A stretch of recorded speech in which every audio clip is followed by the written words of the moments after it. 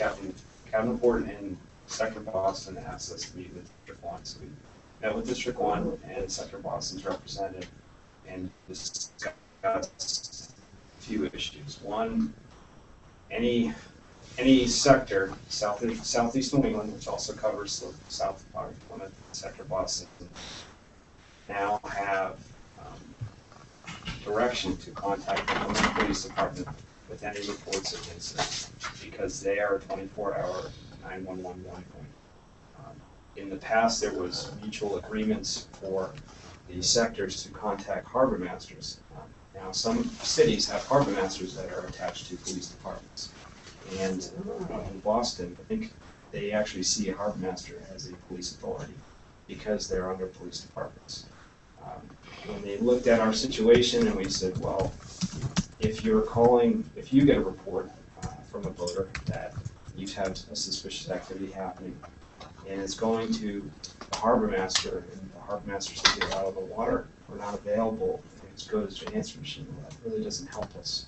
It needs to go to an authority who takes in calls, records those calls, gets the information and distributes properly. And that's the communications portion of the police department. That was corrected. The information for all the contacts for the departments, police department, harbor master, the response assets were also itemized and provided back to Sector Boston, Sector Southeast New England. Out of that, we asked them to review the MOU document. We went back to District Legal, and they determined that it had expired, which we thought it did, and that they were going to redraft a new one. That was redrafted, and our last conversation last month was that I went back to District 1 had sent it over to the state to review. Both Terry and I followed up with our Sector Boston, the port security specialist, and he stated that any new information would be provided to us, but right now is a waiting game to see if the state was going to provide a quick turnaround on that. And I believe Chief O'Terry answered that he would be contacting the superintendent, colonel from the state to discuss where they're at, or if he had any push in moving that forward. So where it stands now is on a day-to-day basis. I think Harbor Master and the Coast Guard work very well together. I think the police department and the Coast Guard work very well together. Routine security patrols are actually provided to information on routine security patrols are provided to the Coast Guard sectors, and Sector Boston, we've since had incidents where they have contacted the police department's 911 to report incidents and request resources from the harbor master. So, next question. Sure. I'd like to hold off on that for a little bit. We have quite a few things on the agenda. What is the will of the committee concerning overplays?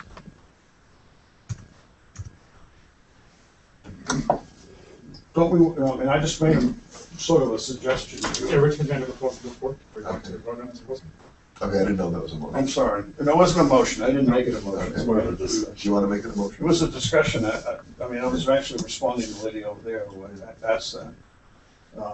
I'll make a comment. If you decide to put in a fly zone, a restricted airspace over Pilgrim, it'll be 3 to 4 years before it can happen because of all the documentation that has to be changed for pilots to put that stuff into effect.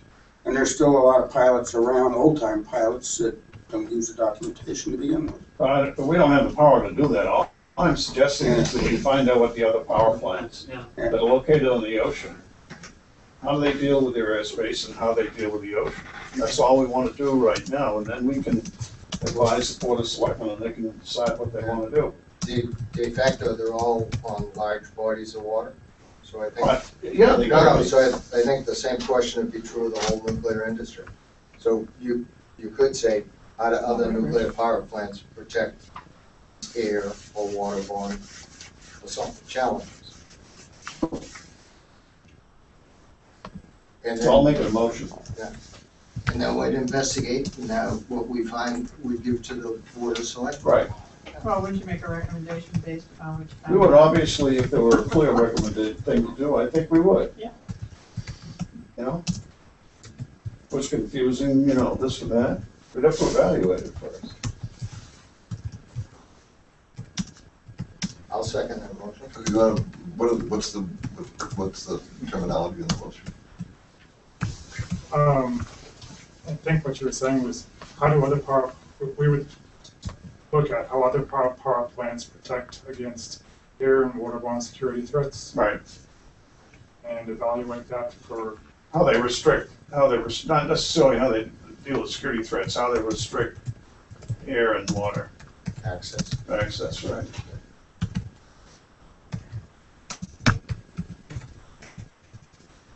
John, is your suggestion that we, if this motion carries, that we ask the town manager to see if she could get that information for other plants? Is that the suggestion you made?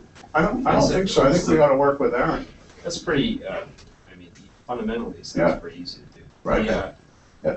The CFRs on the water, we can probably pull that in pretty quick. Okay. To see which stations have a different setup or different yardage or on the books. The air restrictions, there is no air restrictions, so Yeah. that's a pretty easy question to answer that. However, what you can look at is, are there procedures in place locally that have, you know, are there like proceduralized ways of doing business where local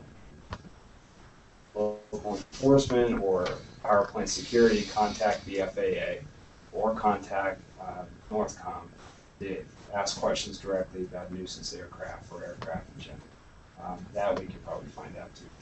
I think the NRC specifically identifies the Coast Guard, certainly that's in the CFR, the Coast Guard, but the NRC identifies the FAA as being the responsible agency for the airspace above the power plants. I remember reading. It's in the literature. But I remember reading the articles. I know it's a federal agency. I don't know if it's the NRC who sets the limit. It's not an article. I remember, I've got it. I'll find Yes, it. it was your article. Oh, Yeah, I read it. You sent it. well, that one. I just forget That it. might have referenced it, I don't know. We're already covered regulatory wise by land with the CFR's exclusion zones. Right. I think you said something last year about that, Rich. I vaguely recall. Well, let's do it.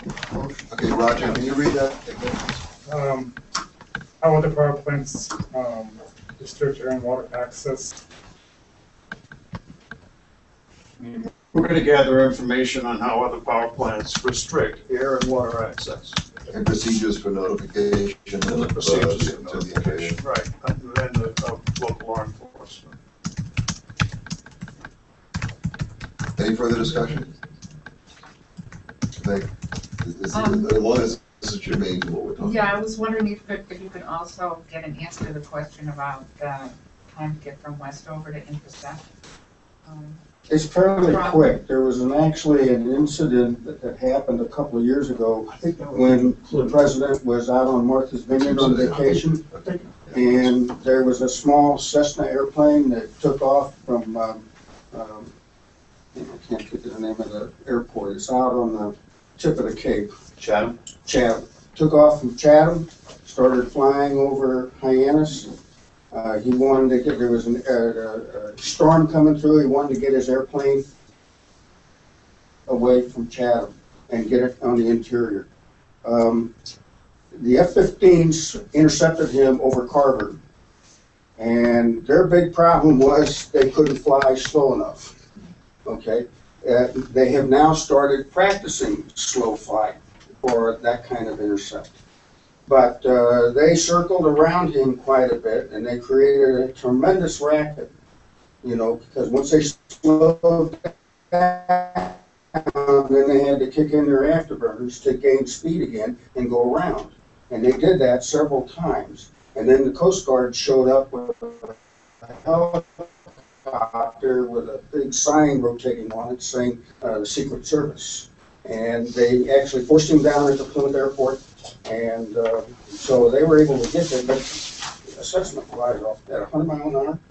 It doesn't take a lot of time for an F-15 then to catch up with it, but it was over Corbin when they did do that. Well, I think it'd be great if that was, not just an anecdotal report, but it was in like an official document in the town record, part of like the. What, that you know, report? Well, No. no, some assessment, it was an official Formalization. word from Westover saying, we want people of Plymouth to know that.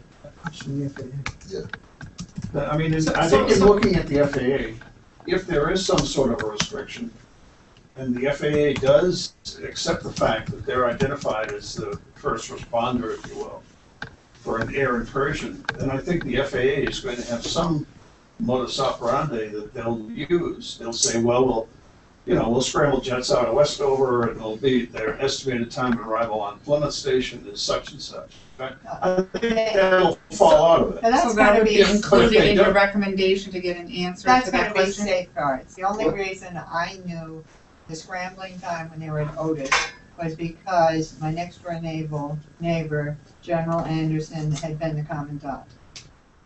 That's how I knew. Otherwise, it's safeguard. We'll find out. Yeah.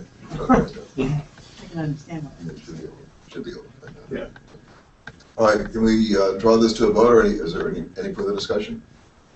Okay, I'm gonna ask you to read it one more time. We're going to gather information on how other power plants restrict air and water access and procedures for notification and law enforcement. Okay, all in favor? Aye. Unanimous. Did we have a second? You can call me the second. Oh, you Ben? I believe I did.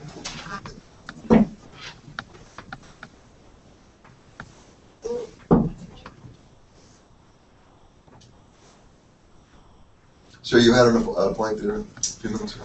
Yeah, I was, with this, obviously everybody's concerned about this, how concerned was the plants during the actual helicopter flyover? Did you notice it, not notice it? Something with Mr. Tarantino, when were you here when he was talking? Yeah, I think he said all he could say. He seemed to say, I thought he said he was aware, or Entergy was aware of it, but as far as anything more than that, were they aware of it after it made the press, or were they aware of it the day that it happened?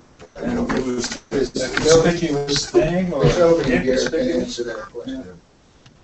I mean, it's a good question. Meg, Yes. you've been in the news lately. Do you want to give us a very quick overview of what you're doing? Sure.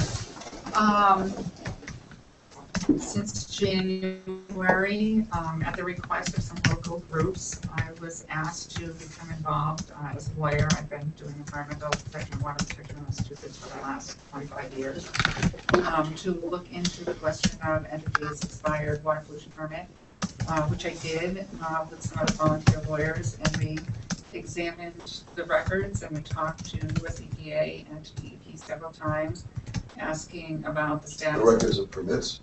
the permits and the discharge monitoring reports at EPA and at DEP.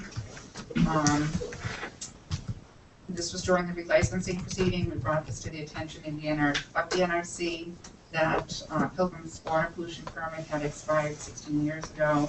It hadn't been reviewed since the 1970s in terms of the impact of the cooling water system. So just a little background. Pilgrim uses 510 million gallons a day of water from Cape Cod Bay, and it has been using that much water since the 1970s. According to Entergy's own information, it has taken in the entire volume of Cape Cod Bay and circulated it through the plant. It's permitted to discharge the water up to 32 degrees hotter. When they do their approximately quarterly thermal backwashes, it can be up to 120 degrees hotter. So, With all respect. I'm sorry. Up to 120. 120, I'm sorry, that's correct. Sorry, Really sorry. misspoke. Forgive me. There have been serious concerns about the marine aquatic life that has been being killed off as a result of this once-through cooling water operation. And Pilgrim's not the only plant. This is obviously whether a gas plant, a coal plant, or nuclear power plant. This runs through cooling water. of operation is viewed as outdated. California has banned it.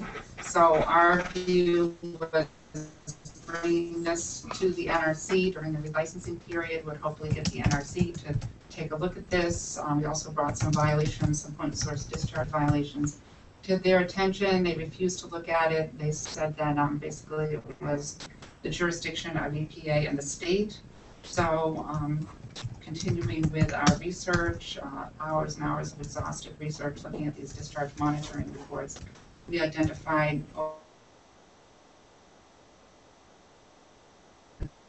33,000 violations of the Clean Water Act permit. And the Clean Water Act is a very common legal proceeding, whether it's a power plant or an industrial discharger. In the 40 years the Clean Water Act has been in place, has been a very powerful tool for citizens to use in connection with trying to get compliance with the law. So the first step is for the law requires the citizens to provide notice to EPA. In this case, because the Clean Water Act is not delegated to Massachusetts, so EPA enforces the Clean Water Act in Massachusetts. So we have been talking to EPA regulators, asking them about this, given them informally the chance to do something. They have declined, so we did file a notice of intent to sue letter on October 5th. The situation is that EPA has 60 days to respond, so they can look at our allegations of the 33,000 plus violations and determine whether they think this is something they want to take on as an enforcement matter. And if they decline, then citizens do have the right to use the law to seek penalties for those violations. And it's $32,700 per violation per day. So in our, I have copies if people want it. In our letter, we had several categories of violations. To us, perhaps the most egregious is the fact that when Pilgrim was built in the 70s, Boston Edison was required to put in a closed cycle cooling. They appealed and they won in court the right to use a one-through cooling water system. So even 40 years ago, this was looked on with concern by the regulators. They've been getting away with this for the last 40 years. And There's another way to state that though, right? They appealed not to use a closed cooling system. to use a once-through cooling, right. So they got permission to do that, and one of the most important to us provisions in the permit is the requirement that there be an oversight advisory committee. This committee met 79 or 80 times from the 80s until 2000 when we took over. It was made up of state and federal fisheries and ocean experts who monitored the impacts and made advisory recommendations about whether there should be barrier nets in front of the discharge canal, whether there should be surveys of the benthic organisms. Coincidentally, after Entergy took over, this committee stopped meeting. We have heard different stories about why. It's quite suspicious in our view. So this Plymouth Technical Advisory Committee has not met. They were the ones who were required by the permit to approve Entergy's environmental monitoring plan.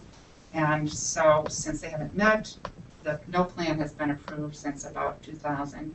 So Entergy's been operating without an approved environmental monitoring. Okay, let me ask you a question, just so you know where this comes from. Early in my career, I was a reporter. So I still think the way a lot of reporters do. And my question is, you in your statement, you mentioned twice that there were 33,000 violations. Right. Where does that come from? From Entergy's discharge monitoring reports that we've reviewed. I have copies of our letter that has an exhibit attached to the back with dates and types of violations, and I have all the reports. They're required to file monthly discharge monitoring What page is reports. that on? There's an exhibit at the back that identifies each category of violation, and a number of the violations are related, as I mentioned, related to failure to monitor and report. And so those are not in the discharge monitoring reports, but they're in Entergy's semi-annual and annual marine monitoring reports that they submit to EPA, the ones that have not been approved since the 2000s, since early 2000. So they're based on EPA's own discharge monitoring reports and their annual marine monitoring. But I just want to make sure, thank you for sending everything electronically, and I want to make sure I understand everything I was reading. If the state doesn't have regulatory authority on the NPDES and it's EPA, but your pending lawsuit names various state agencies, so I'm just trying to. All right, wait a minute, we have no lawsuit yet. No, I know, I Yeah, said pending. But in terms of, can you explain or Yes, clarify? I can clarify that. So EPA issues the permits, Okay, but the permits are jointly issued technically by the state. The state has to sign off on it and say this permit complies with our state water quality standards. So that's one of the reasons we have filed a separate letter with the state, because the state has water quality standards that are supposed to be enforced through the permit. The state can enforce the NPDES permit, the Clean Water Act permit, but it's technically issued by EPA. okay, thank you. But they can both enforce it. And the other thing, I mean, this is slightly off topic, but another issue that is of great concern based on some of the research that we're doing is Entergy's wastewater treatment plant. I think we've brought this up in different forums, but they were supposed to have upgraded the treatment plant by October 9th, last week, to lower the nitrogen level to 10 parts per million, and they're currently getting, based on their own groundwater discharge monitoring reports, somewhere around 110, which is really pretty outrageous because Puma's been raked over the coals as far as the wastewater treatment plant and schools and everything, having a 10 part per million nitrogen level, but Entergy's putting in up to 110, 108, again, based on their own reports, along with a lot of other stuff, shouldn't be going in there. The EP has rolled over apparently and is not enforcing this nitrogen level, and I just like to bring that. Thank you, Meg. Does anyone on the committee have any questions about this? Quick question. Did I understand you to say that Entergy has not monitored the fish species out in the bay? I know they were required to do that up to 2000, but are you saying that since 2000 they are not doing that? I am saying, based on here, what we are saying in terms of that is that they don't have an approved marine monitoring plan. They're doing it, they're running the show. The state's not saying you should do this or that. When the permit was written in the 80s, it said you have to do benthic monitoring, you have to do dive surveys, you have to maintain a barrier net in front of the discharge canals so that the fish don't come in and get gas-bubble disease and die, or you have to be monitoring the nitrogen saturation level. They're not doing that. They just, because nobody at EPA is reviewing it, they're just picking off what they don't feel like doing because it's too expensive. Right. But they are monitoring. They are monitoring, wait a minute, they are reporting how many fish they kill and how much plankton they kill.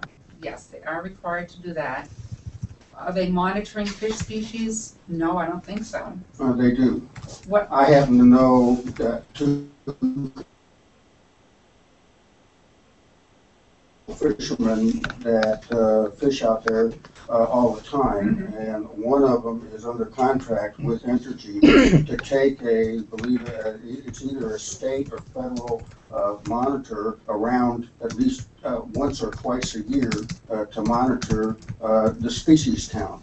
And their report is that the species are not declining. If anything, they are increasing. Okay, well, I understand what you're saying, but there are several aspects to that monitoring system that they're supposed to be complying with, measuring the number of fish that are out there. Yes, they are required to identify, they're calling them representative indicator species. There is a whole controversy over the types of fish that should be measured and whatnot. I'm not saying they're not doing anything. I'm just saying the things that are specified in the permit, there are certain things they're not doing. John? Meg, 3 questions on each. You're looking for a certain amount of dollar damages? Well, the law authorizes penalties, so, any penalties that would be collected. If EPA takes over the case, then the money goes to the US Treasury. If the citizens can settle with Entergy, the money based on Entergy's agreement or whatever could go into a program for environmental credits. Means it has to be circulated back into environmental protection. Attorneys are allowed to collect attorney's fees. I have been working as a volunteer on this. That was my third question. Yes. My second question is, what is my second question? Oh, you've been doing this for 25 years. Right. Once a lawsuit is initiated, from your experience, what's the length of time? How many years to the end game? It totally depends. I mean, it could be months if the parties agree to try to resolve it in an amicable way, which of course we hope we will do. Obviously, there's no way we're going to be able to collect $830 million of penalties. I'm not sure anybody would argue that. The court has the authority to reduce it and based on a bunch of different factors. But you wanted to get their attention, certainly. The retention? No, you certainly wanted to get their attention. Oh, the Like- attention of EPA and of Entergy, and we think this permit should have been reviewed, 16 years ago. It shouldn't have been, if it is going to continue to operate for another 20 years, it shouldn't be allowed to continue with an expired permit. What does EPA say about the permit? It wasn't on the first front burner, that's what they said. No, So it's they, political. they agree that it's expired? Oh, yeah, there's no doubt that it's expired. They have administratively extended it, which they have the authority to do, just. Okay, so they've extended it, so it's still in force even though it's expired. Right, So, and it's been administrative extension. Yeah, I just wanted to say I've worked for decades in air permitting and licensing, just about everything. And these are very serious allegations that you're raising. And I'm just curious in your professional opinion, why do you feel or believe EPA and the state have been lax about this? I met with Secretary Sullivan about 2 weeks ago, and he said that they'd be looking into it. That was our third meeting. We had previously met with Ken Kimmel's office. That was back in March. They said they'd be looking into it. We talked to EPA higher-ups, and they said, again, as Mary mentioned, it was all political, and they didn't have the resources to review the permit. political in what sense? And there was no public outcry. Nobody really cared. Everybody's looking at the coal plants and all their water usage, and they just upgraded the permit for the Merrimack Station. Took an EPA permit writer 2 years, and Dominion, or whoever it is fighting on litigation over that, so they know what they're up against when they try to review one of these But yet, permits. Meg, the other month, at the last meeting, you were talking about how, I guess, EPA's giving facility owners and operators yet another year right now to try to figure something out with the existing plants, that is, as opposed to new plants with regard to once through cooling versus, so yet, we're seeing yet another, even though there was a court orders, to, Well, that is a bit of a red herring.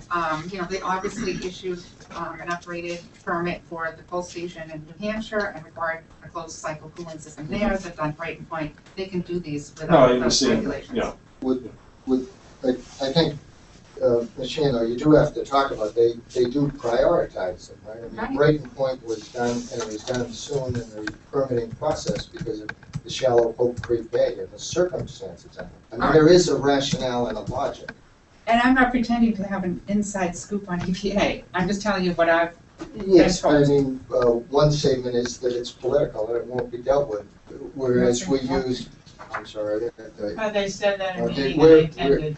Okay. Whereas what we see is, we see action by the EPA and action by the state. And they are on, what they consider to be, more urgent needs. Well, I can think we have to- Save the Bay Narragansett was sued EPA and Dominion, whoever owns Brighton Point. So that's why that And happened. And that's CLF. the same thing that happened at Brighton, the CLF sued that, New Hampshire. Jeff? And back to the fisheries, there is data, and I have letters from Coastal Zone Management in early 2000.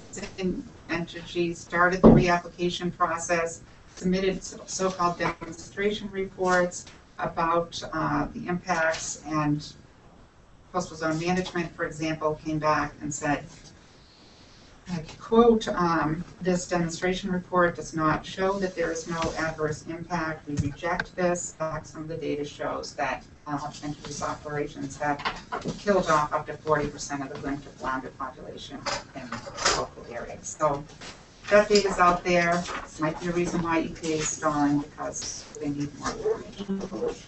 Same thing. Anyone else have questions?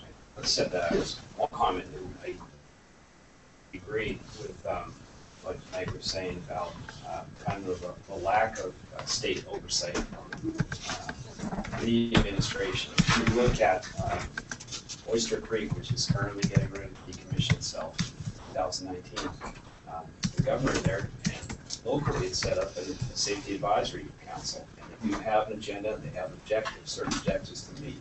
Because both Exelon and also the state DEP to go over these impacts are going to affect the area in Barnegat Neck area until the time the thing stops working, and then after it stops working. If the committee is looking for some sort of direction on how to maybe spread their objectives or push for greater oversight from the state on providing the local community with information on what federal objectives aren't being met, what state objectives are being met. We have a tritium issue right now.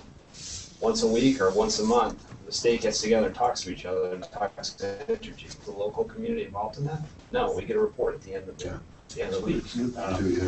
But if you are looking for something that's current, and I know it's current, they just held their last meeting, I think last week, and they probably have another one. Is that Oyster Creek Safety Advisory Panel? That it may give you some sort of guidance on where you want to head in the direction for the committee in the upcoming years. You need to start planning for that decommissioning time. And that's going to affect more than just pilot. It's going to affect a lot of stuff. When your licensing's over, now you got the decommissioning coming. Yeah. That plan should have started financially in 72. Can you send me more information? Sure. Sure. I have a contact at the DEP in New Jersey. Okay, that'd be great. Needless to say, our governor probably has a few distractions going on right now, notwithstanding the election coming up, what's going on in the state. Yeah, but I'd also say there are very, very active local and public communities around Oyster Creek, as there are around Indian Point. Hence, their governor gets involved. And so that is the importance of your committee, our committee in Duxbury, et cetera, and our selectmen collectively to indicate what our concerns are and what we expect. Because there are a lot of things on a plate, as Monica knows. And so which one is Senator Murray going to pick? And she's done a lot, she's lying otherwise. Which ones is what the public? And if you don't mind, I know I'm sort of speaking out of turn here, but there was a meeting maybe 18 months ago with Radisson for citizens prior to the relicensing. And I think maybe 15 people showed up. And there were rows and rows and rows of chairs. And there was an expectation from Senator Murray, from our office, I think from your organizations too, that there would be a public outcry. And for whatever reason, there was a real lack of interest. And I think that sort of speaks to your point. Exactly. But I don't agree that lack of public participation has to be what generates activity, and particularly with our state delegation. I do think they've tried very hard. There's just a real lack of response at the federal level, not from the politicians either, but from the agencies. And it might just be that they're, maybe they feel like they are responding politically. The FAA, for example, or the NRC, I don't know what their motivations are. But I tend to think it's just that they They don't really have to answer to anybody. So this, They have to answer to Congress because of their money.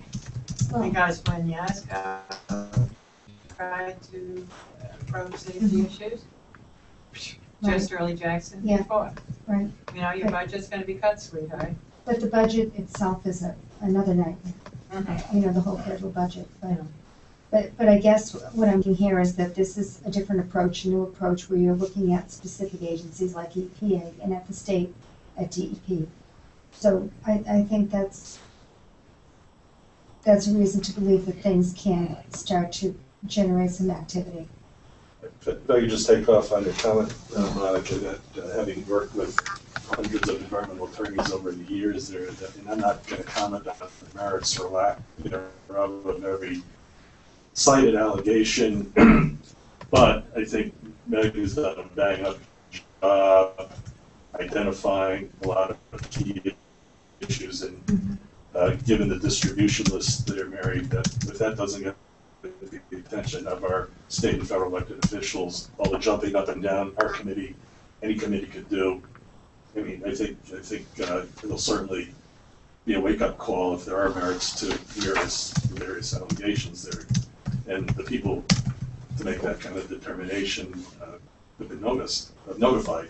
So Well, time they've will tell the short been notified and we've been talking to them. and I know, bringing but up these but now you've got a hammer here, a big hammer. Right, but I guess I would reiterate Mary's point that the regulators and the politicians need to hear from the local community, and I feel like there is a lot that the committee could do in terms of taking up specific issues and researching it and making recommendations like you did tonight on the airspace to get everyone to kind of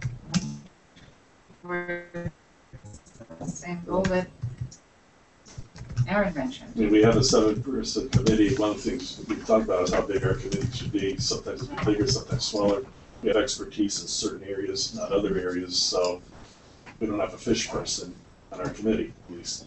I'm probably the closest we can get in terms of environmental consulting, but I'm not an expert on this either, at least the specific subject matter, but I can certainly see what you've done and how you've done it there, so.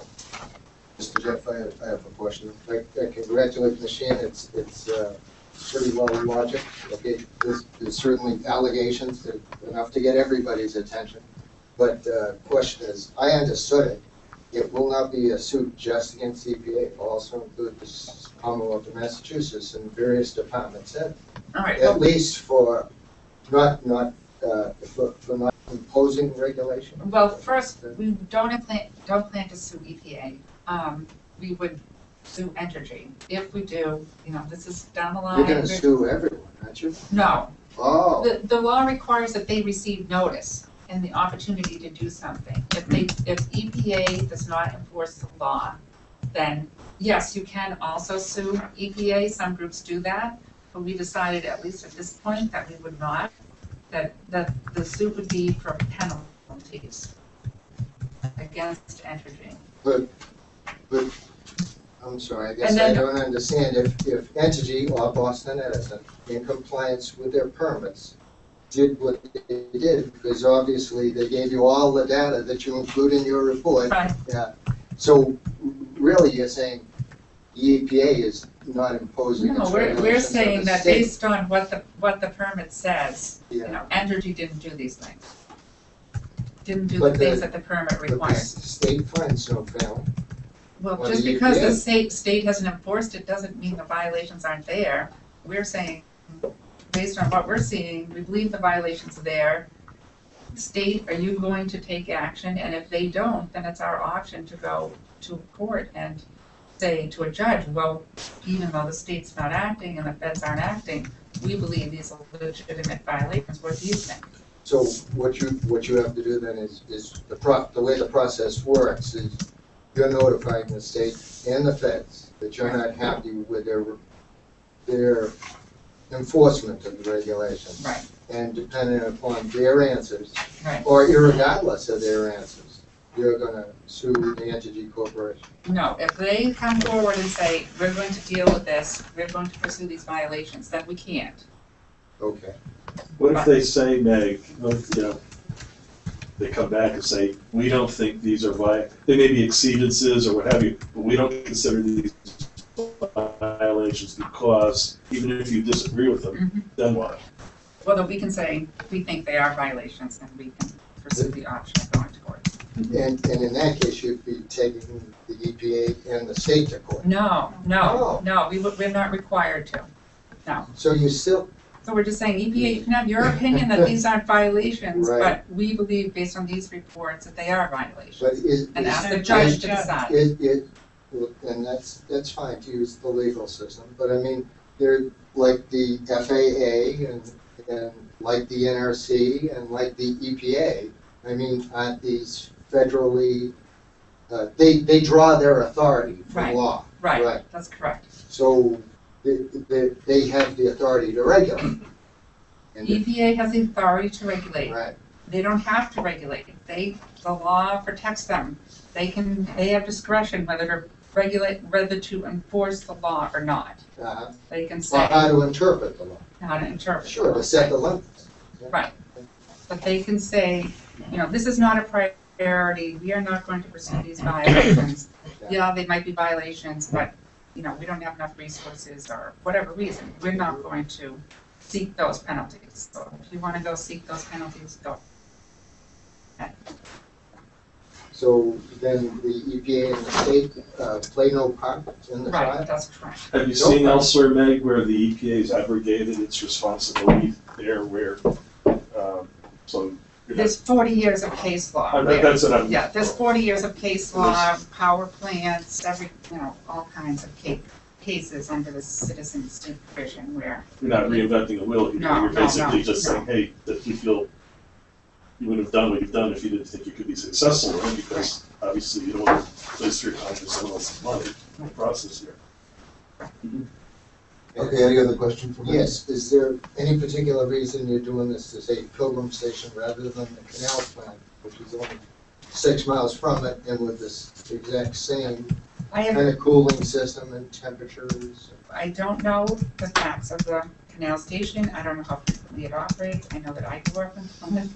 I know that this plant has been relicensed for another 20 years, it's going to be operating. I know the data that I've seen from the fisheries advocates that I've worked with for 25 years were telling me that this is a problem, that they've been spending millions of dollars trying to restore the Jones River, trying to restore the smelt fisheries, and the herring and the smelt are being extirpated by introduced cooling water system, it's in the structures, and so it is a legitimate concern. Well, obviously you believe it. Well, we can't, we have to pick our battles. I wish I could fight everything. But I mean, we have to have power plants, right? We all agree on that. Well, we're gonna kill the fish, we need an environment.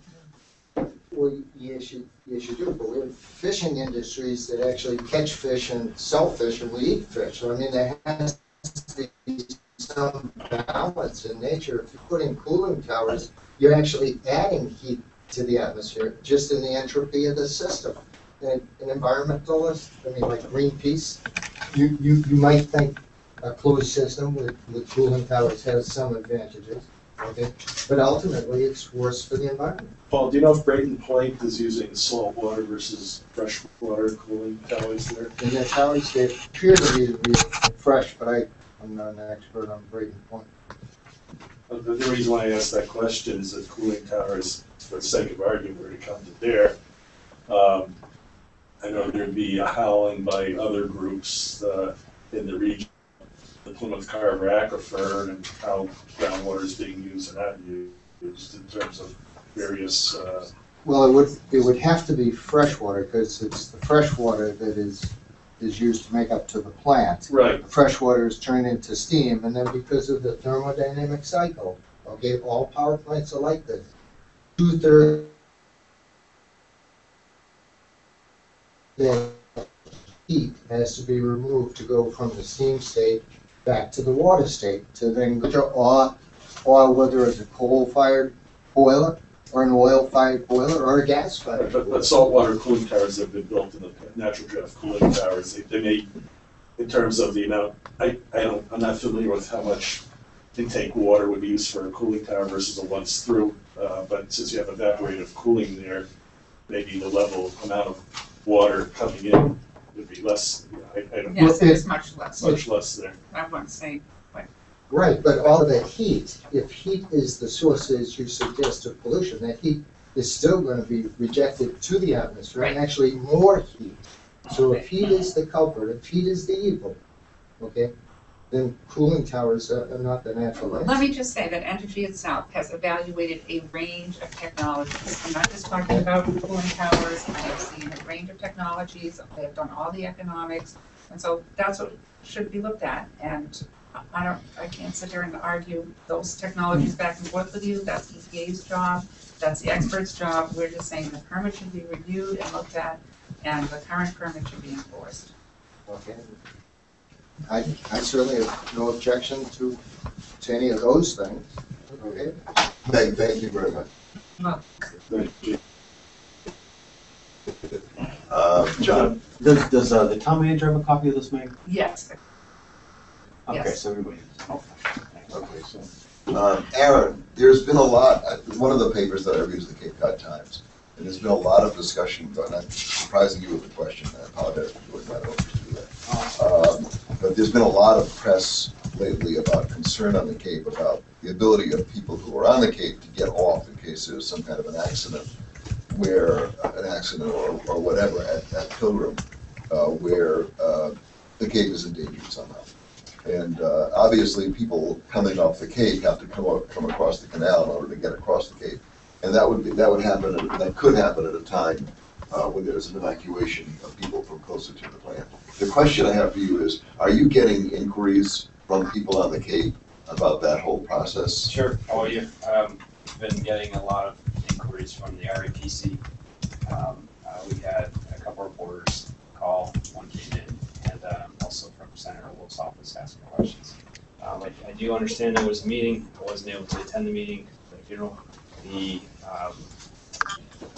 I was surprised to get some feedback from the meeting in that the direction of comments that I heard from the state EMA director was that he was going to be looking toward potential funding and planning specifically for the Cape Cod region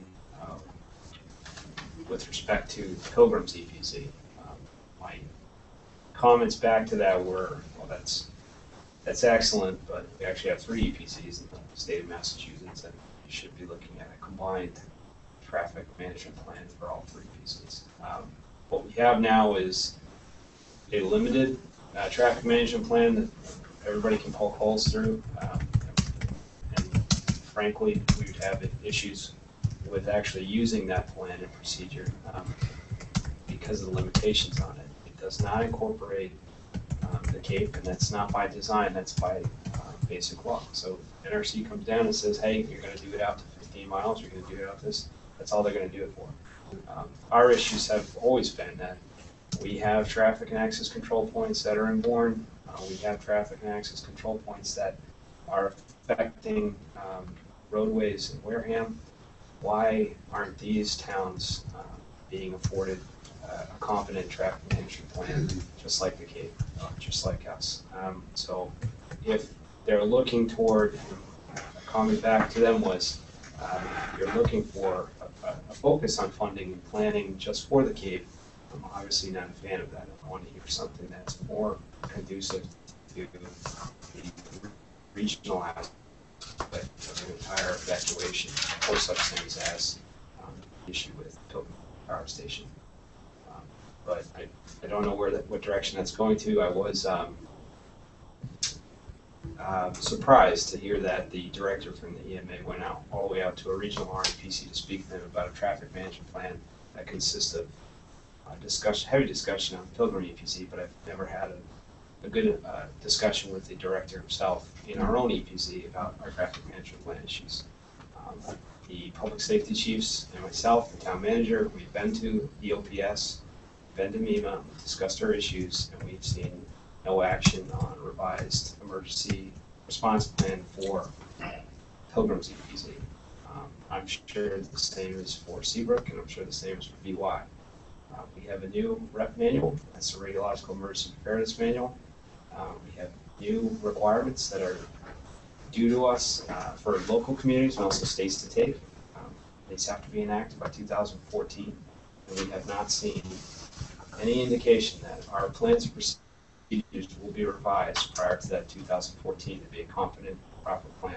Wasn't the current emergency plan revisited and revised fairly heavily about 10 years ago? Do you know that? Something tells me it was. If it was, it's probably because the populations had increased, and if I can say, there have been no substantial changes to that plan, because I have the first copy of that plan, and I have a copy that we're using now. That was the next question I was going to ask. My impression was that the plan as it was devised in the early 70s, obviously, and the plan that we have today are, you know, there's just not that much difference, and the difference in population is astonishing. Correct. And those things that, you know, some of the things that the traffic management concerns we have is, again, we go back to other EPCs or other plans in other communities and how they do things differently. We look at some EPCs that don't have any traffic management points until the 10-mile mark. Why? Because they're looking to block traffic from moving into those points. Our traffic management system has a number of access control points that don't exist. Blocks and control points that you put into an equation, you're doubling the time of anybody to actually move from an area. So we have an old antiquated system that needs to be reviewed. I understand the complaints of the Cape. If I lived out there too, I'd be concerned. We had a hurricane, a Class 2 hurricane, which was supposed to hit. We still had no plan in place prior to that hurricane turning to a tropical storm to move people or shut bridges, which is a concern, because the plan in place had those bridges being populations moved prior, like 36 hours to that happened. So that storm did a lot of damage on Connecticut. We didn't see the same preparations in place locally in Massachusetts, precautionary preparations. But so I understand there's a lot of information that will probably come back. I'm also understanding there's probably a heck of a lot of political pressure on the director to get out to the Cape and to say things like, we're going to fund this or we're going to do this planning. That's great, but it's got to be regional in nature. It's got to consist of what's best for the Commonwealth as a whole. Is there anything you would suggest that this committee do concerning the evacuation plan? Well, we've gone ahead and continue to request for a updated, revised statewide plan that really looks at meeting the preparation and rep monitoring criteria that are coming out for 2014. So I think everybody's well aware that we keep banging away at that. We did have a couple vendors come in and discuss with us. If we do this with your plan and we meet these regulations, we need to get the state involved, because all our plans are connected to the state. I think in fairness to Aaron, I think when you got back from your overseas duties about 2-3 years ago, you were instrumental in getting a lot of improvements done to the communications protocols in the region in terms of, you know. So it's not like, I mean, that's part of this too, so it's. You know, We're moving, and, you know, but it is always good to and Monica, I know with her a few times, and we understand it's always good to try to push the emphasis of maintaining a credible plan, or try to maintain a credible plan. But priorities, so you look at maybe the EPA's priorities on up here with Pilgrim somewhere else. I'm sure MEMA has priorities that are our rep plans and procedures. If there's anything that you feel we can do to help, you know, anytime, just. I will say that, and I have said this to FEMA, and FEMA kind of agreed. Rep that I was speaking with is that post Fukushima and post our statewide hearings, it's very difficult to see that very little has changed with regard to our plans and procedures. I attended the meeting, by the way, in Howard, and also read a report analyzing what Kurt Swartz had to say, which I'll send to all of you. What he did say was his concern for the Cape involved two issues that they were in fact going to do. One was traffic management and the second was public education. Traffic management was defined as stopping traffic as required to go over the bridges. Start at 2 and maybe exit 2 and then step back. And then to explain, the public education part was to explain to the public how really the risk from inhalation did not, in his studied opinion, extend beyond 10 miles, if that. Therefore, those in the Cape were in fact not at risk in the short term. Therefore, it would be Was wrong. Griffith said that? Yes, then it would be wrong for them to screw up the flow of traffic for those who were at risk within the southern portion going on the green evacuation route. I can And read, so and that- I can read your mind because, the NRC at the time of Fukushima was saying stay at least 50 miles away. Yeah, So- but anyway, that is what he said, the plan, and whether they would have money, and they in fact would do this. And so that was his message. He tried to assure them that after 6 hours, the EPC's evacuation would be completed. I wondered if you were drinking, frankly. It was just ridiculous. But anyway, George Baker is a good guy, and he was hosted the meeting, and they will have subsequent meetings on this issue. And so I did write a 19-page quick report analyzing what he said, and I'll send it to Swartz. I was interested that Swartz had no idea that Mass Department of Public Health had at least started having off-site real-time air monitors. He had no clue. So I'm frankly, surprised he didn't know this. no, he didn't know. So I had to tell Suzanne, would you please give her a call? Aaron, you mentioned EPA a moment ago. In terms of air pathway considerations, EPA over the last 10, 20 years has been and continues to focus on ozone, non-attainment, and now CO2. That's where and it pervades down to the state air regulatory agencies too. That's where their research is going, where the monies are going, where regulations are going and enforcement's going. So that's where it's been and continues to be. I don't think they pay attention too much to nuclear. Can I ask a question though, Aaron? You just did. I did. Oh. Go ahead. Aaron, in talking to the Board of Selectmen, so what I got from what you said was that the emergency plan for the town of Plymouth is good. The emergency- Always can be better, always can use more money in the budget, It meets understood. every criteria Okay. piece that's required at this Okay. point. Okay, What now about your this, opinion of the requirements? Well, the requirements are baseline, so. okay, thank you. And, do you find failings in the state plan? I find that, again, a lot of the stuff is baseline. So what we haven't done is that we don't have a plan and procedure within the state that I believe meets the National Incident Management System requirements. And I don't believe that it's prepared and ready to meet a security-related incident. And I don't believe it's ready to meet 2014 standards for the red chains.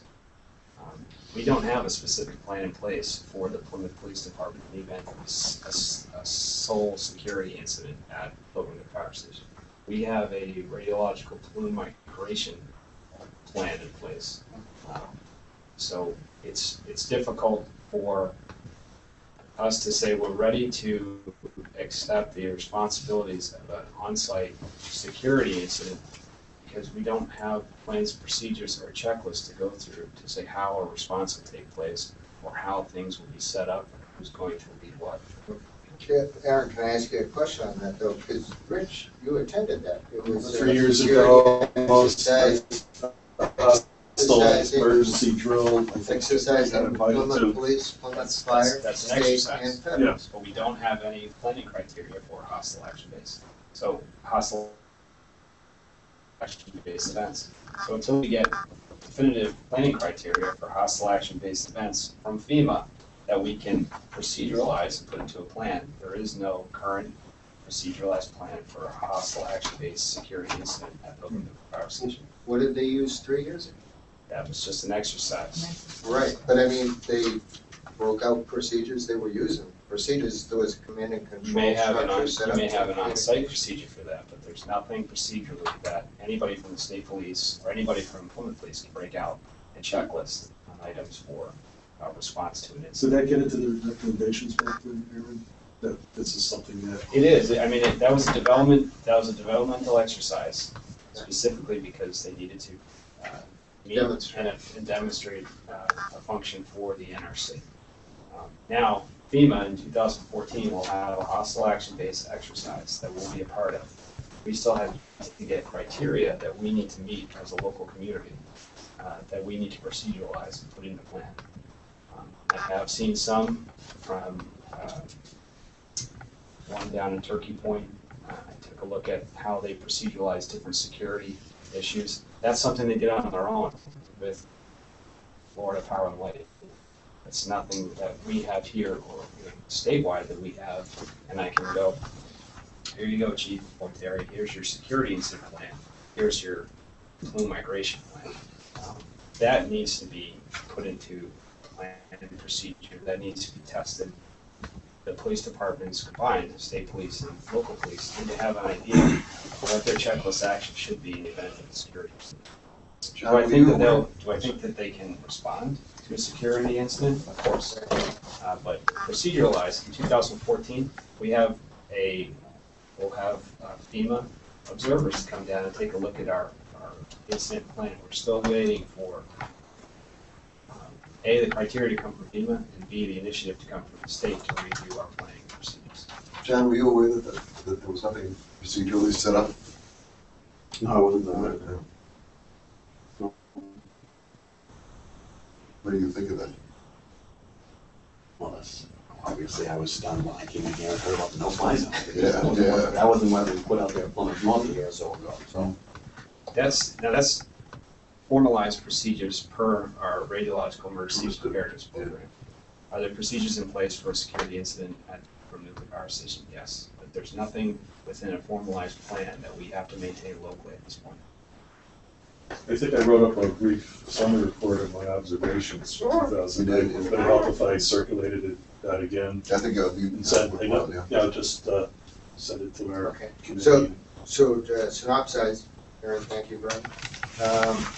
Our emergency plan for a nuclear incident, okay, the town of Plymouth is well prepared, or is adequate. It meets all the federal Criteria. criteria. Whereas a security incident, okay, you think still needs, yeah, you need criteria and you need procedures and you need. Correct. All right. And that's what your department would be telling the board of selectmen. Exactly. And Okay. that's what we go back into we have our working group meetings, and we ask FEMA, have you seen formalized criteria that you'll be observing in April of 2014? Not at this time, but it's still in Washington, we're looking towards. Once we get that, at that point, when the state receives criteria for HAP, they should automatically be looking at revising their entire state local plan. Okay. And hopefully that is the inject point where they say, it's time to spend some money and actually take a look at a credible, standardized rep plan and procedure, not only for this EPZ, but all the others. Aaron, do you find it acceptable, for example, that the reception centers are only equipped to 20%? So, okay, that's. Did he answer? I'm sorry, I couldn't hear. No, No, I mean, there are lots of, I wouldn't want people walking away that the plan as is sufficient. For example, school children who, let's say, in a quick moving event, who go to the Ritz Center, what, 80%, what's gonna happen? I know the Ritz does not have monitors. And so there's not enough equipment, personnel, the reception centers are not large enough. That's wrong. I mean, that's just one of a zillion things that are wrong. But I think, I mean, that's, Pixie, I respect your ability, you're articulating what you feel and what you've seen, okay? But I think Aaron can describe, okay, we have a federal emergency agency.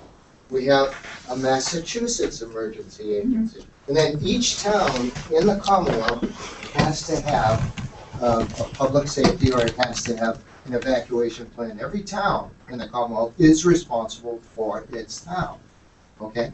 So within, there are standards that are set, okay? There's reception committees, okay, and there are reception centers.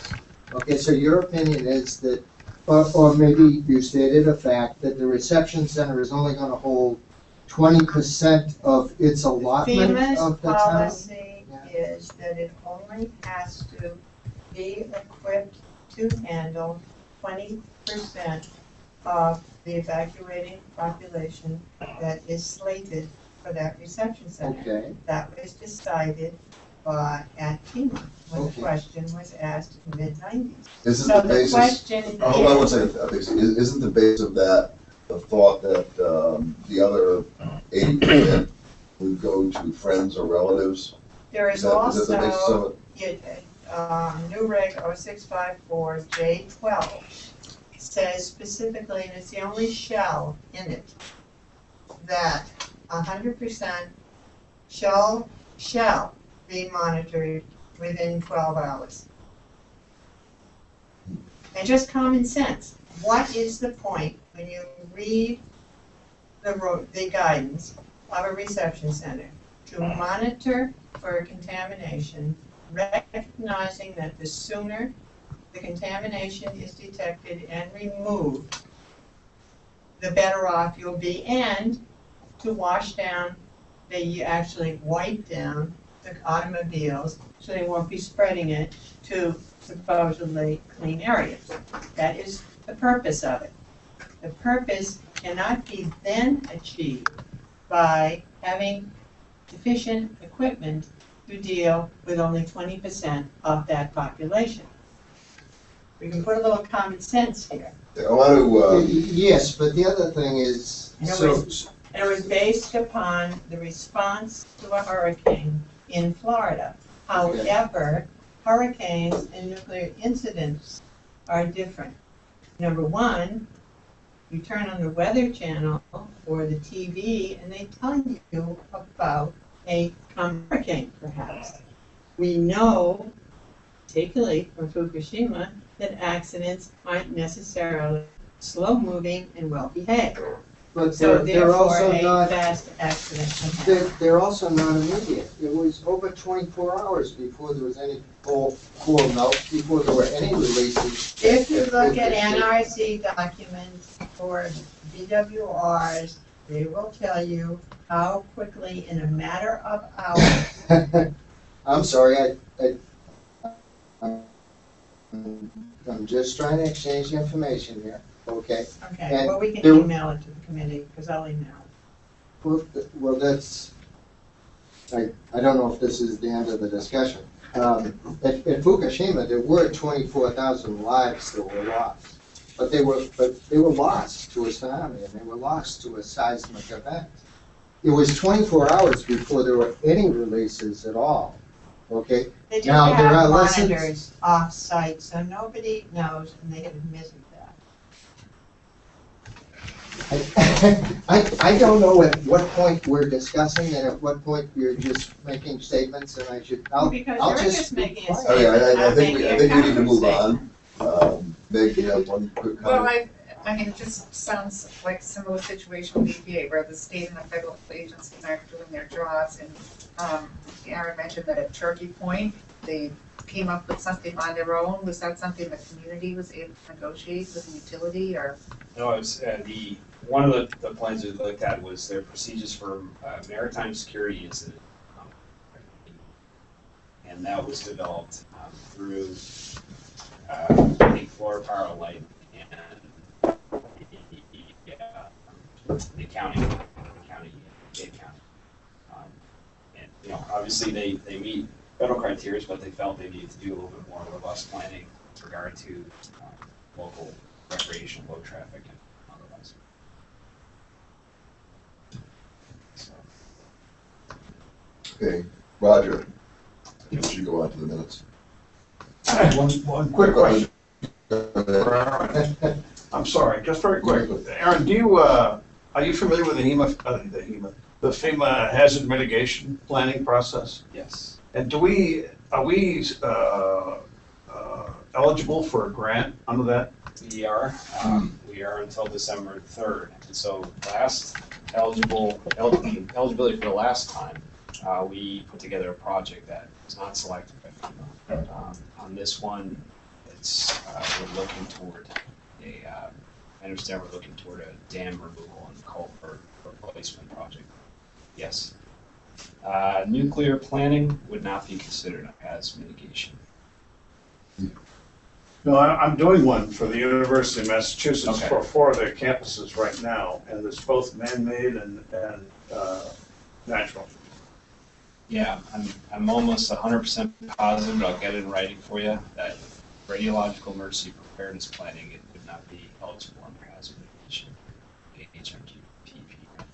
But that's not the objective of it. The objective of it would be to do an overall hazard mitigation plan. Whether or not the radiological were considered would be your own decision. No, basically in the objectives for what you want to do with it. So if we say we want to do a traffic management plan under it, it would have to be covered under different programs are covered under different separate pots of money. So even a portion of that dam plan, dam project that we're looking at, they won't consider because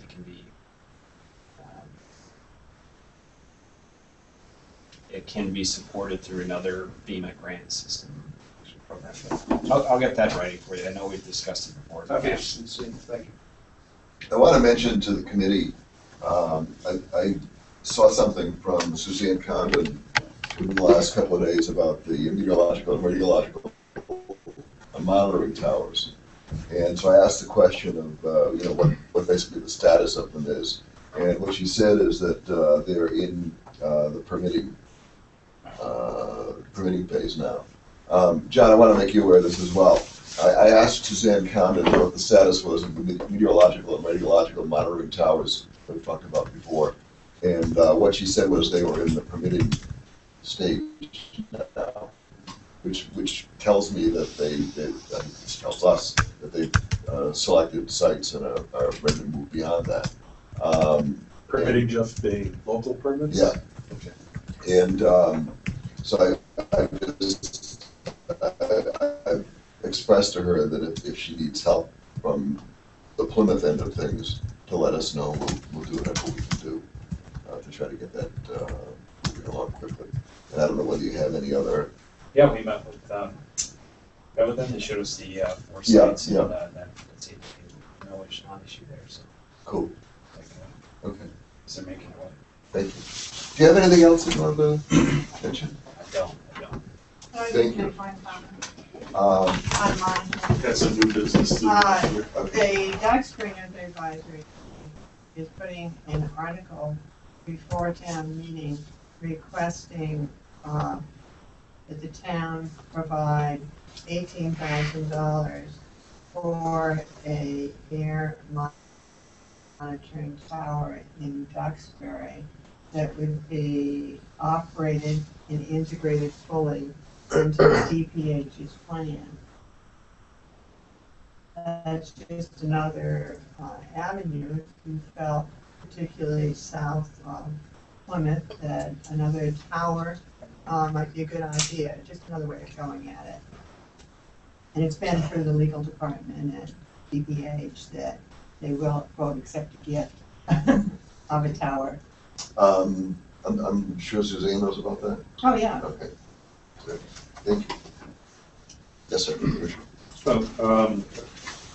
And also suggested with Suzanne during her presentations that you check with other state agencies like MassDOT that has drone net towers in places for highway monitoring where maybe they can piggyback the RAD monitors out a little bit further from the immediate area, as well as acquiring relevant meteorological data to go into their integration of Monica, I have a question.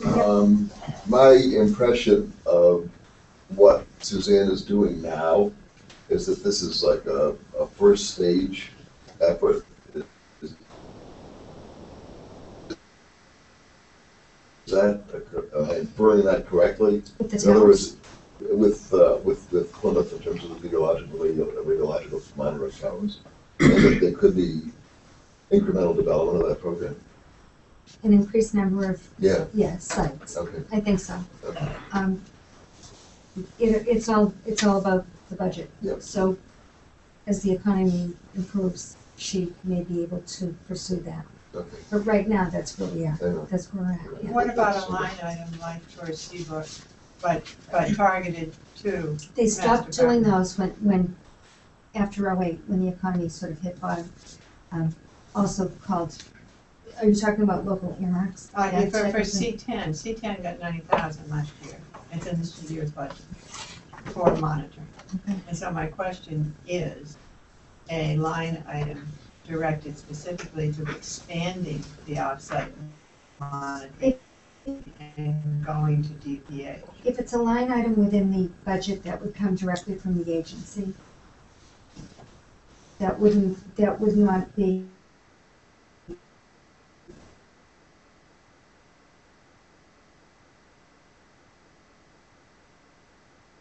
something that would be put in there for, say, a local request. Is that? My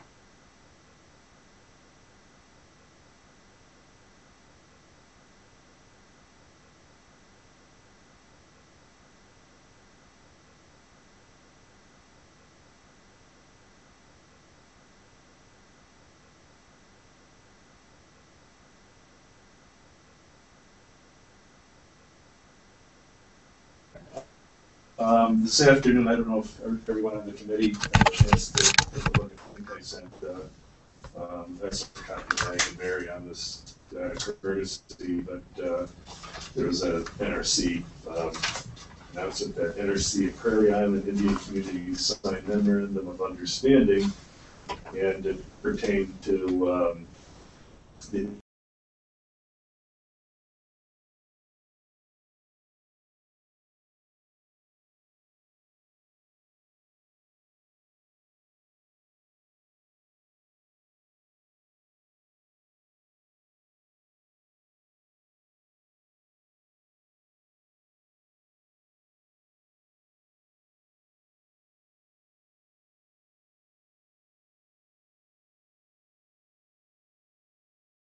things from involving the Native Americans. So I questioned I had in my email note was I wonder how if the NRC would be doing the same thing or differently for non-Native Americans, i.e. the bulk of the U.S. population of other ethnic origins regarding spent nuclear fuel storage facilities, i.e. what each existing nuclear power plant site essentially is right now, either via spent nuclear fuels and existing or planned on-site dry gas storage, given our country is without a national or regional spent nuclear fuel repository at this time. Jeff asked that, bringing this point up tonight, it seemed to Jeff that if they give It seemed historical to me, credence, they should. Yeah, it seemed to me that there was, that they were giving some kind of special significance to the fact that there were Native Americans involved. And they were doing it on a historical basis for Native Americans. It strikes me that something, and I don't know what is within the memorandum of understanding, what the deal is with the spent fuel storage. There was something in there about some funding as well, I think. And so, you know, to me, our community is analogous to that. We have a uniquely historical community here. And, if what they're doing there is protective of the interests of Native Americans, since it's on a, I guess it's on a reservation. It seems like, we have something that is as historically significant as that here. And I'm just wondering whether that's, it's more a question to John than anything else, but I don't know whether that's something that would be of interest to us to pursue. The spent fuel. Yeah, it's just, it sounds like they're getting money. Well, if there's gonna be an environmental impact process at some point down the road for Pilgrim for dry cask storage, the state and or federal level, or however it's gonna be done, obviously the public in town, anybody can comment into, just like with relicensing, anybody can comment, intercede, or whatever, at public hearings or meetings there, but this seemed to be a more formal process going on here with Native Americans out in Minnesota. You send this stuff along to Melissa? Oh, I sent this to you today. But not just me. No, I sent it to you, I just sent it to you and our committee. Oh, you, This afternoon. don't be shy of, Oh, no, I try to not bombard everybody with too much stuff, because I do send out quite a lot of stuff that I see too. Right, I'm okay. catching up to Mary, by the way. But you're still 2 miles ahead of me, Mary. No, but it's something that, I don't know if I had sent this to you, Monica, I may not have. But, it caught my eye, and I just sent it out to our committee. Why don't you send it to everybody else? Okay, so. It's something to be aware of. yeah, send it to I'll forward Melissa. it. Okay. I could forward it along to Melissa. You want me to send it, or you just want to The forward? two of us will both do it. Okay. Okay. Melissa and Monica. So. And like I say, it's just, it's an instant reaction, whether it's accurate, I have no idea. I'd like some more information as to what is in the end. Yeah, I know, which we don't know. The information we're getting, Jeff, is one of the examples they say is Wiscasset, Maine with Maine Yankee. And I think after '97, when they shut down, that community sent the Maine Yankee a property assessment for $260 million. And the Maine Yankee said, how do you arrive at this? And the validation from the community was, well, this is the only place in the state of Maine where you can legally store nuclear waste. So Maine Yankee appealed that to the state of Maine, and they won. So there was a 20-year agreement signed. And in '97, apparently, Maine Yankee paid Wiscasset $12 million. They signed a 20-year agreement that essentially had up to $20 million over 20 years, and it started off at like 1.4 and just steadily went downhill. Into year 20, it'll be $600,000. That's their current agreement. I'd like to mention one thing related to all this, Jeff, because we were commenting a question about, just really jogged my memory about 12 years ago, maybe 12 years ago, the town of Bellingham, Mass. Was planning a combined cycle gas-fired power plant by IDC Corporation. The project never came to bear due to economics, but at the time, the company I was working for was hired as an independent consultant with monies, I think $30,000 provided by the proponent, to be able to provide the board of selectmen with an independent critique and review of the whole process there. At least we were hired from the noise and air quality aspect, where our company's specialty was. But basically, the selectmen wanted to make sure that years down the road, if this plan were going to appear, that a mistake wasn't made in terms of mitigation measures, other considerations, what have you there, that could go beyond the minimum applicable state and federal air and noise regulatory requirements.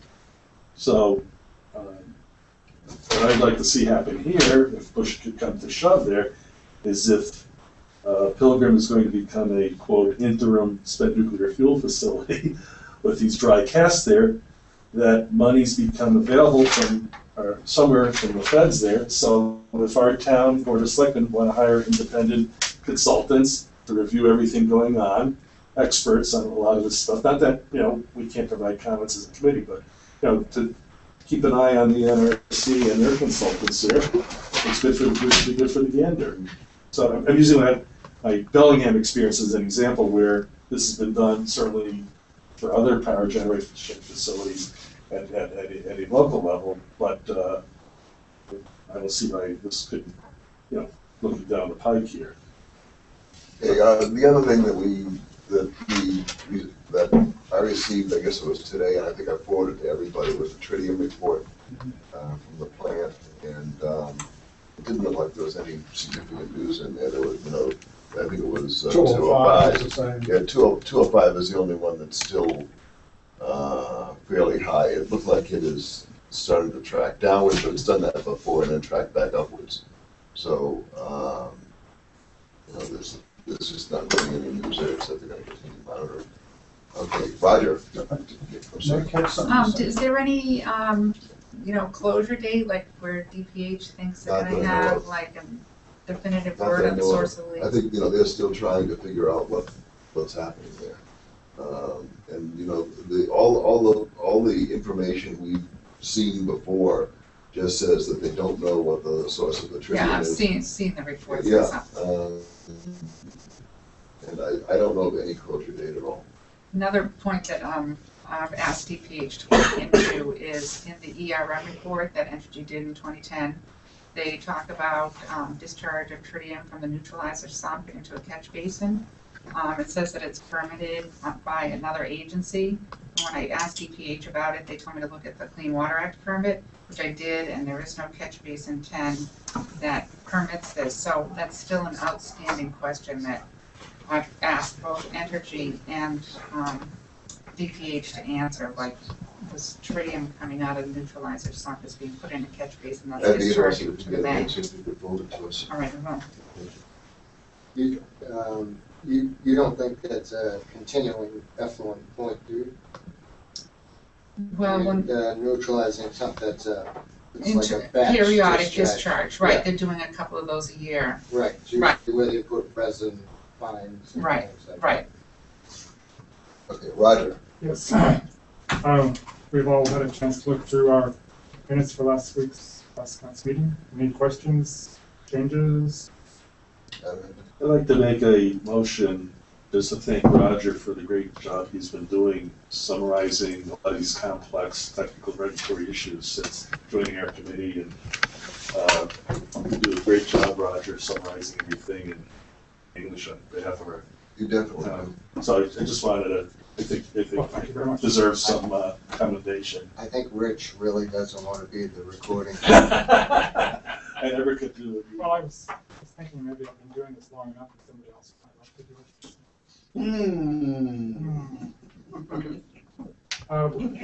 We need a motion with regard to accepting the minutes. I'll make the motion. Second, vote. Unanimous? Another question, if the public wanted to get a copy of the minutes, are they filed on the website or? The minutes are sent to the town, and the town presumably has them available. How you get them from the town, I don't know, but you call the town clerk's office, they should be able to tell you. Thanks.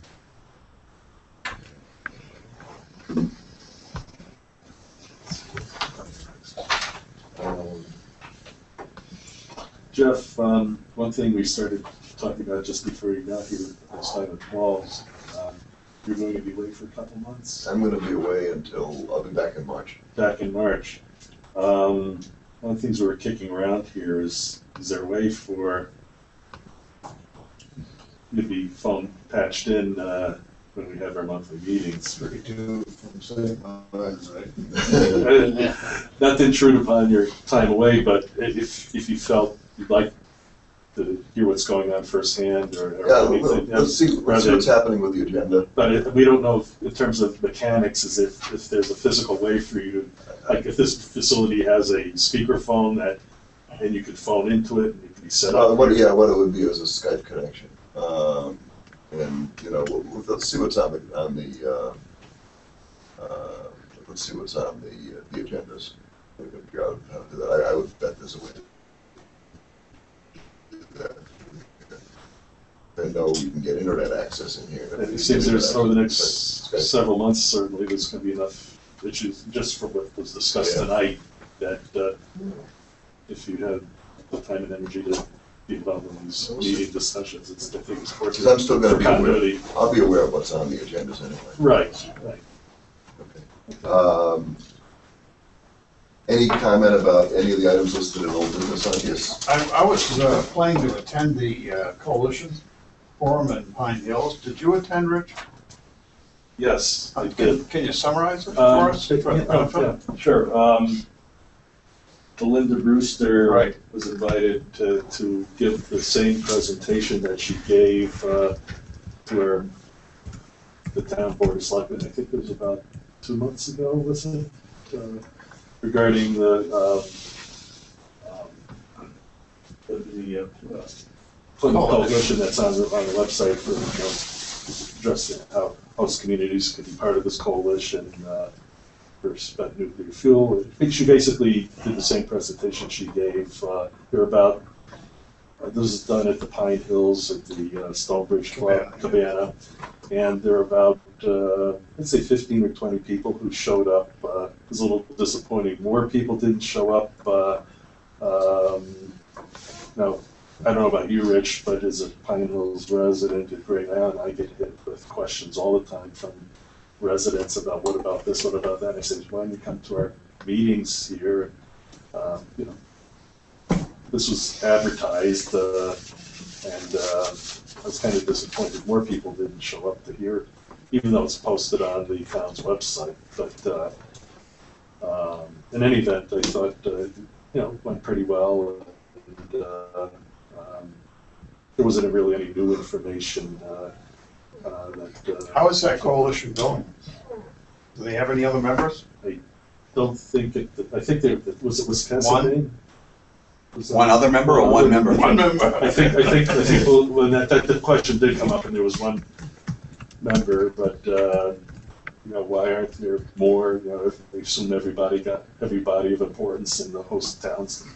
The town officials got the letter Yeah. from the town, so But we had somewhat investigated that, remember back in 2006. 2007. One of the recommendations in the, What we found is a lot of the nukes are county situated or they're larger geographical areas. The town, I mean, you can go to some of these places like out in Detroit, and the town itself is 40 miles south of Detroit, delightful, charming little town, but kind of poverty stricken, whereas the county headquarters are palatial, because all the monies go to the county.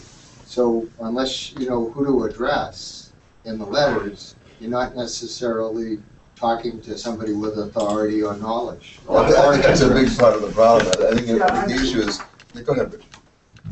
Well, I think, you know, the comment was made earlier by somebody, I forget who, that there are meetings in this town regarding the nuclear matters and not very many people attend. Well, here's an example of a coalition that tried to involve other communities around the 105 nuclear plants around the country, and they can't get them involved. Do you think they're waiting for elections?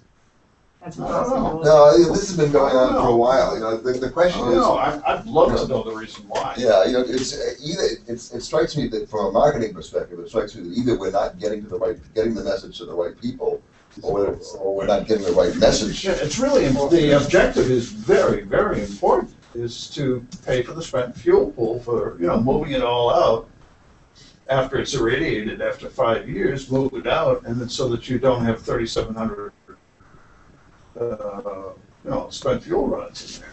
You know, Because that's the real risk to the town. it's Yeah, but it's impeccable it's not logic, you just know, the to town. to What I join don't together as a understand lobbying force. Is it's not just Plymouth's concern.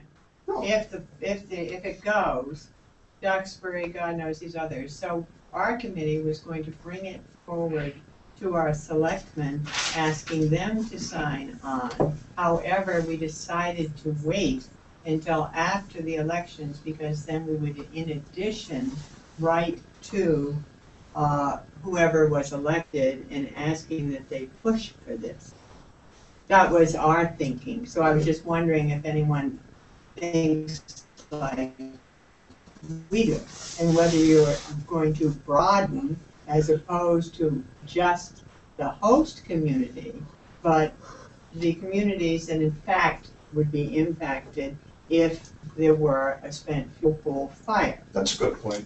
I think the way to get the attention of surrounding EPZ communities is, I assume like in Pilgrim area, those communities are getting funded for emergency planning, and so it's not that those surrounding communities throughout the country are not aware that there's a nuclear power plant with spent fuel also in those areas. So that so certainly, if Linda wanted to possibly broaden the distribution list, maybe that would can't hurt. Maybe it would only help.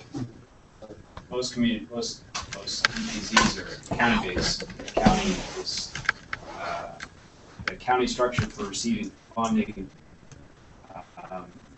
well, they really don't have to. So the Entergy or the Exelon or they provide them with somewhat of funding, but because emergency management is a portion of county government, they already have a viable county government, and they actually take in much less funding than our EPZ. Mary, did Duxbury want to be part of that coalition, or Marshfield, or any of the other EPZ towns? I'll just put it this way, our committee voted to ask our selectmen who are, and there have been two or three articles approved at annual town meeting saying we supported this. So because of that, it is obvious that the selectmen will agree. But our thinking was, let's wait till after November elections so we can also ask not only that they sign on, but they send a copy and a letter to the elected officials representing our area.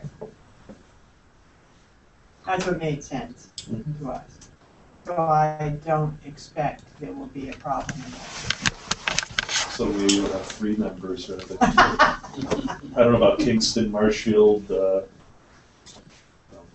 etc. Rich, just to weigh in on that, I would assume every community would want to weigh in and support that decision, to seek funds to, it's public safety.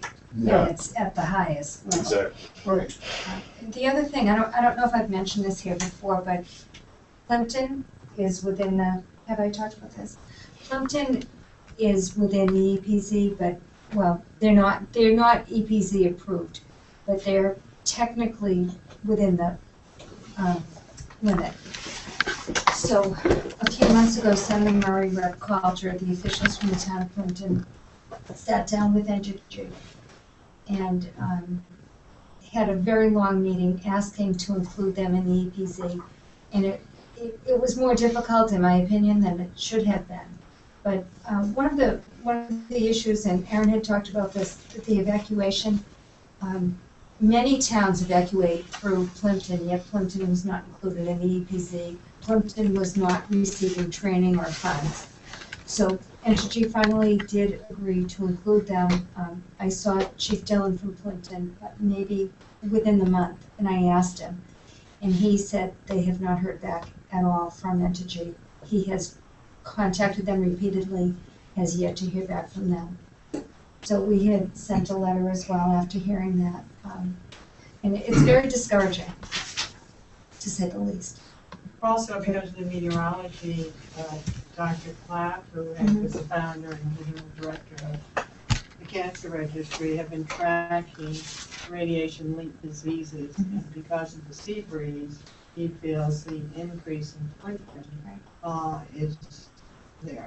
Which is also why the Cape being excluded, because they feel the particles aren't traveling that distance is a little. Yeah, but it's funny, it manages to get there for the ingestion pathway, somehow by air. And sort of like gophers, it carries itself to the ground.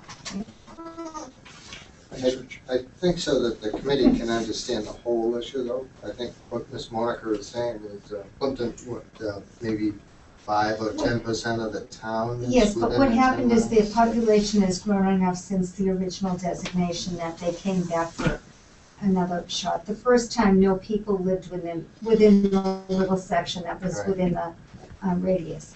Now Cisco has come, there are employees there, there are more housing. So it's a more legitimate ask, even though it was legitimate to begin with. What they said, though, there are no people in that area, so we'll exclude you. What they overlooked was the traffic pattern and the use of the roads and, school children being evacuated, everything that all the other communities are facing. So this time they did agree, but I guess it would be fair to say at this point, it sounds like it was lip service. Oh, sorry. No, that's okay. They did bring in several people from out of state, kind of people higher in the hierarchy than what was based locally. I don't want to say to no avail, but nothing has happened yet. I'll put it that way. I think about after last month's meeting where you sent something my way regarding radiological, those concerns and health impacts. I can't put my finger on that, but I passed it on to Suzanne Condon to inquire about, I think I had to do with routine releases, not accident. And I was inquiring about, well, what's going on since the Southeast Mass Health Study. And she said that I think the DPH was going through a review of existing monitoring data for the 3 EPZ regions, 3 nuclear plants. And was going to be coming out with another updated report on all this, and she hadn't had a chance to review that yet. I may not be saying everything totally correct, but that's sort of what's in my memory bank here, so there may be something coming out at some point in the coming weeks or months from DPH on this whole thing. So thanks for jogging my memory. John, did you want to say anything about the pilot? Yeah, what they consider. I wasn't there, but the way it was conveyed to me was Realize. there was a difference in opinion as to how the impact of Melissa not being there.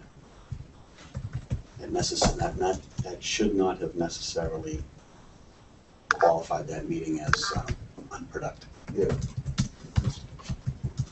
I think it's a matter of concern. I think the objective is laudatory. I think the objective is absolutely right in the sweet spot of where we should be going in terms of getting federal money so that we can deal with the spent fuel issue. It's if the communication or the media is the problem, let's figure it out. Right, but Jeff was just asking about the pilot program. Different subject. Okay, yeah. No, that's fine. Yeah, Melissa came back from London, I think her aunt had died. She missed that meeting, Rich. It was Speech though. it was a Tuesday meeting, and I think it went on for 2 Rich, you always hours. sound eloquent. I don't care what people say. They're gonna meet again on the 30th. Jill Halls came into executive session that Tuesday night and updated us, gave us some, her opinion of the 2-hour meeting, and they'll come back on the 30th. Yeah, I think one of the the, one that was referred to the file thing that's yeah. David. I think that, one of the issues that they're bound to bring up, if they haven't already, is the competition for natural gas, because natural gas is so low. Anecdotal evidence, I'm paying less for home heat this winter. I have natural gas. I'm paying less for home heat this winter than I think I ever have paid since 1976. And, I don't buy that they can't come up with the money and that they're not making plenty of money there. I think they're making a fortune there. But I can see how, as somebody who was a debater in college, I can see how they can leverage that point. And what's the one? It's gonna rise. Yeah. Because they're gonna turn it into LNG and they're gonna sell it over in Asia. Yeah. And that's gonna leave us with a less amount of energy to It'll rise, use. yeah. Prices are gonna rise. It's gotta go to Asia. Asia's gonna need a lot of it. So it's just a matter of time. And Braden Point in Somerset is on the market. Yeah, yeah. And that's almost 1,500 megawatts, twice the size of, that's those are coal-fired plants, and I think the end is near for that plant, and I mean, you take 1,500 megawatts out of the system.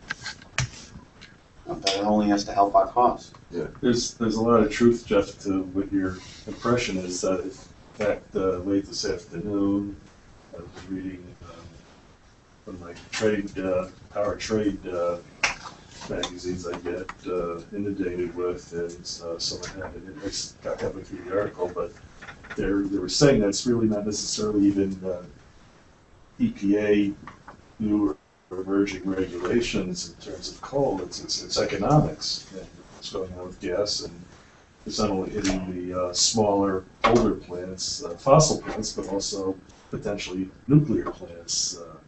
If I can find that article online, I'll email it around. It's one page, but basically it's personifying what you're saying.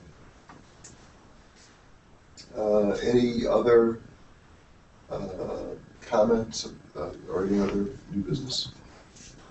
So I owe two emails. One, the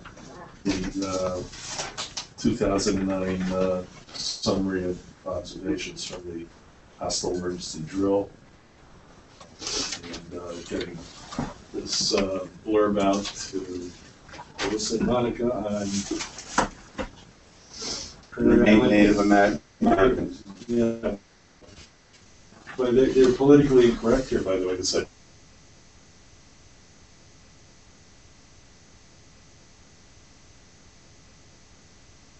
so.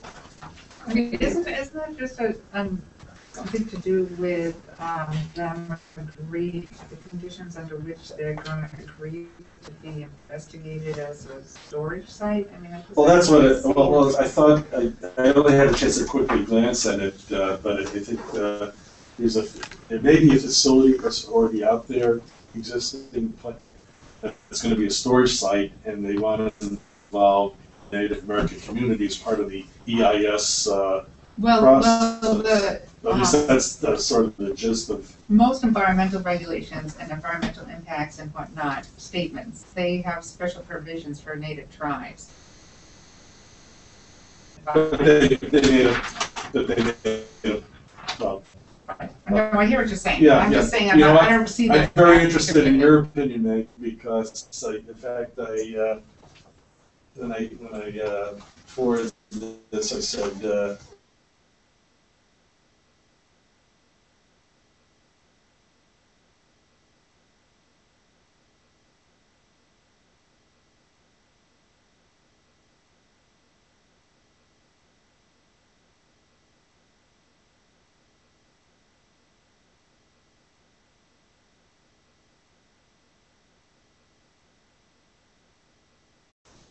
Oh, that's what the Pilgrim pays to the town of Plymouth.